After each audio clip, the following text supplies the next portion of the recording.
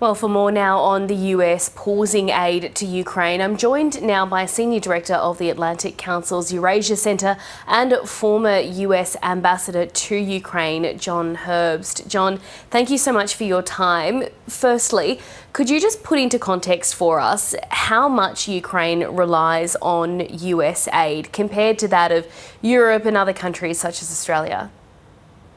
Well, the United States gives approximately 40% to Europe, 60% in terms of assistance. So European aid is greater than American aid.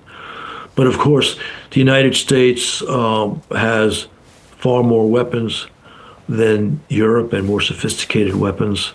And so a pause in military aid is a clear blow to Ukraine's defense, and I would say a seriously bad decision. Now, it is a pause in aid as opposed to an end to aid. And we know that President Zelensky overreached in his meeting with President Trump at the White House on Friday and has been reluctant to acknowledge that. If this quote unquote pause in military aid is only designed to help persuade Zelensky to acknowledge that perhaps he went a bit too far on Friday, it's not a serious error.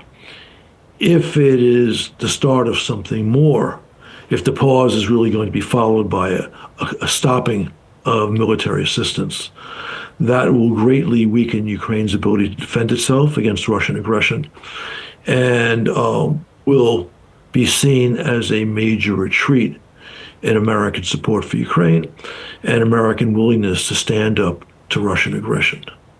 This is, as you just said, a pause in US aid to Ukraine. So what do you think would need to happen in order for this aid to resume?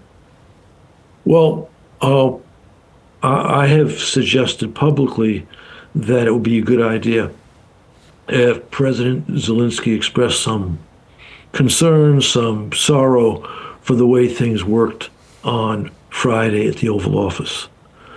And I say that not because Zelensky said anything wrong in pointing out Ukraine's need for security guarantees and talking about the unreliability of Putin's word. Those were truths that he was stating, but he did not need to dwell on them at length. And I think that's what produced the unfortunate clash in the White House. And yes, go ahead, please. Oh, no, sorry, continue.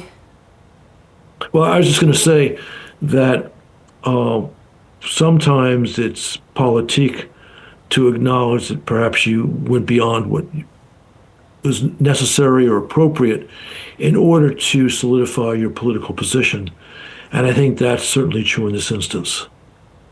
You were the ambassador to Ukraine from 2003 to 2006. What was the relationship between the US and Ukraine like then, and just how significantly has it shifted now? Well, the United States, during my time, was concerned that Ukraine's presidential election be held in a fair manner. And when the ruling party tried to manipulate the election to ensure their candidate won, we spoke out against it. And clearly the then ruling party was not happy with the American position, but our position actually reflected the view of the Ukrainian people, and an election was redone, and the opposition won because it was, in the second case, the second instance, a fair election. The problem now is, of course, you've had first the Russian 11-year war in Ukraine, and now 3 years of major war, Russian major war of aggression against Ukraine. And the Biden administration provided significant support, but not sufficient support to help Ukraine turn the tide of battle, enough support to stop a Russian win. Trump came into office saying he would get a deal to end the war, ensure that Ukraine would not just survive, but survive as an economically viable and secure state. I hope that's still his objective, but if in fact he's now opposing military aid to Ukraine, and at the same time ceasing cyber operations against Russia, which continues to operate in the cyberspace against the United States.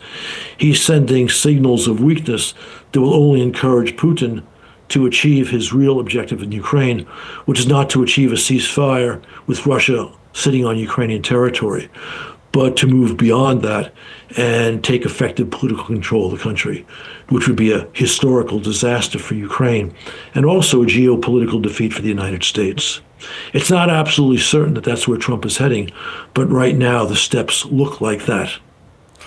Has this apparent diplomatic breakdown come as a surprise to you? I have felt for months that Trump was really trying to get this deal, which would end the war and, again, leave Ukraine as a sovereign, secure, economically viable state.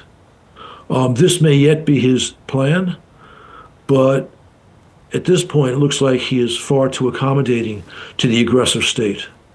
Despite Zelensky overreaching in the White House, that does not merit a pause in American aid, because Zelensky has expressed a willingness to compromise, and Putin has expressed no such willingness.